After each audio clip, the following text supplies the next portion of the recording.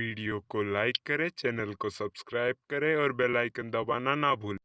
एक छोटे से गांव में लोग बड़े ही आराम से रहा करते थे। तभी एक दिन कुछ ऐसा होता है कि उनकी ज़िंदगी उजड़ जाती है। एक दिन शाम को एक कंकाल किसी घर के आगे आता है।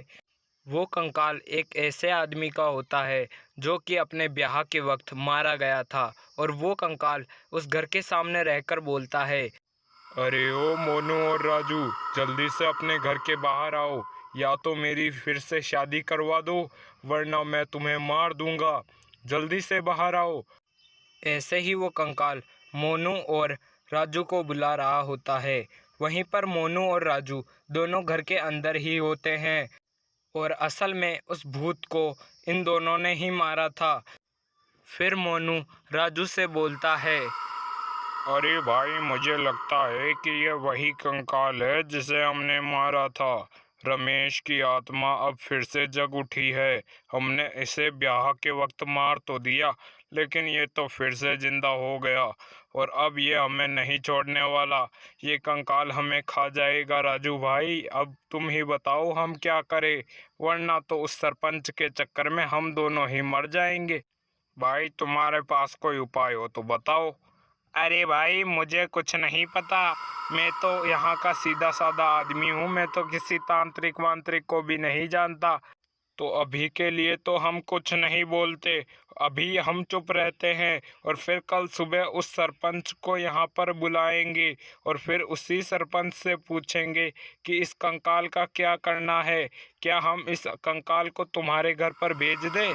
फिर वो सरपंच डर कर हमें कोई ना कोई उपाय तो बता ही देगा, और अगर नहीं बताएगा तो हम उस कंकाल के सामने उस सरपंच को फेंक देंगे, और फिर यहाँ पर आराम से जिएंगे। वो कंकाल उसे लेकर जाएगा और खा जाएगा। फिर अगले दिन मोनू और राजू उस सरपंच को अपने घर पर बुलाते हैं, और तभी वो सरपंच उन दोनों से बोलता है, अरे क्या हुआ मोनू और राजू, मुझे क्यों बुलाया? क्या काम पड़ गया फिर से? किसी आदमी को फिर से ब्याह में टपकाना है क्या? अगर तुम्हें कॉन्ट्रैक्ट चाहिए तो बताओ। अरे सरपंच जी, एक तो आपकी वजह से कोई कंकाल हमारे घर के बाहर आके चिल्लाता है। मुझे तो लगता है ये वही रमेश है जिन्हें हमने मंडप में मारा था। अब उसका भूत हमें शादी करने के लिए पुकार रहा है। अब हम तो उससे शादी करने वाले नहीं हैं। अगर आपको करनी हो तो कर लो उससे शादी। जल्दी से कुछ उपाय बताओ, वरना हम दोनों आपको उस कंकाल के आगे फेंक देंगे। फिर वो कंकाल आपसे शादी करके बच्चे भी पैदा कर लेगा। अरे भाई, ऐसा ना करो मेरे साथ। मैं तो एक बूढ़ा आदमी हूँ। उस कंकाल के सामने जाते ही वो कंकाल मुझे मार देगा। मैं तुम्हें उस कंकाल के बारे में एक उपाय बताता हूँ। हम तीनों अब ही उसके सामने जाते हैं, और फिर उससे कहते हैं कि हम आपकी शादी करवाने के लिए तैयार हैं। अरे सरपंच जी, अगर आप कहते हैं तो ये उपाय भी सही है। हम तीनों उस कंकाल के पास जाकर उसकी शादी की बात करते हैं, फिर किसी सुंदर चुड़ैल से उसकी शादी करवा देंगे। ऐसा बोलकर वो तीनों उस कंकाल के सामने जाते हैं, और सबसे पहले सरपंच बोलता है, अरे भाई कंकाल, अब हमको अपने किए पे पछतावा हो रहा है। अगर तुम बात ही कर रहे हो शादी की, तो हम तुम्हारी शादी करवाने के लिए तैयार है, लेकिन तुम हमको मत मारना, और बताओ कि वो चुड़ैल कहाँ पर है जिससे तुम्हें शादी करनी है। हम गांव वाले तुम्हारी शादी करवा देंगे, और तुम्हारे साथ उस चुड़ैल को भेज देंगे। अब तुम जल्दी से बताओ कि हम क्या करें तुम्हारे लिए। किस लड़की को ढूंढ कर लाए, या फिर किस चुड़ैल को ढूंढ कर लाए, ताकि तू हमको छोड़ सको। जल्दी बता दो भाई, हमारी तो सांसें अटकी जा रही है। जल्दी बताओ। तभी वो कंकाल कहता है, अरे सरपंच जी, आप ज्यादा कुछ मत कीजिए। उस जंगल वाली चुड़ैल से मेरी शादी करवा दीजिए, ताकि मैं अपना जीवन सुखी बिता सकूं। आप लोगों ने तो मुझे मंडप में ही मार दिया था, जिससे कि मैं अपनी पूरी शादी भी नहीं कर पाया। अरे भाई, मैं तेरी फीलिंग समझता हूँ। मेरी भी अभी तक शादी नहीं हुई, और अगर इस सरपंच ने मुझे भी मार दिया तो? अरे खैर बेटा, इन सभी बातों को छोड़ो। अरे भाई मोनू, तू घर में चला जा।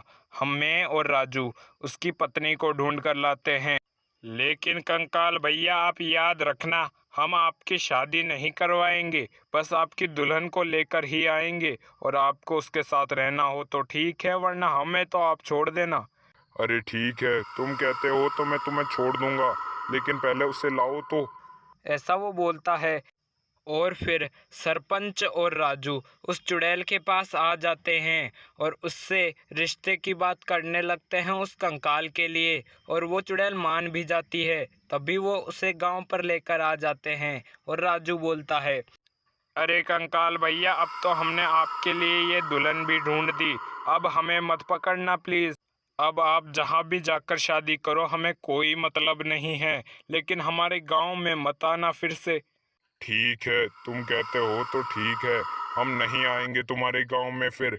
लेकिन किसी भी बेगुनाह को मारने से पहले तुम्हें सोचना चाहिए सरपंच और राजू।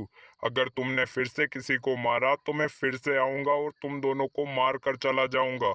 इस बार तो मैं तुम्हें छोड़ रहा हूँ, क्योंकि मेरी शादी तुम दोनों ने करवा दी है।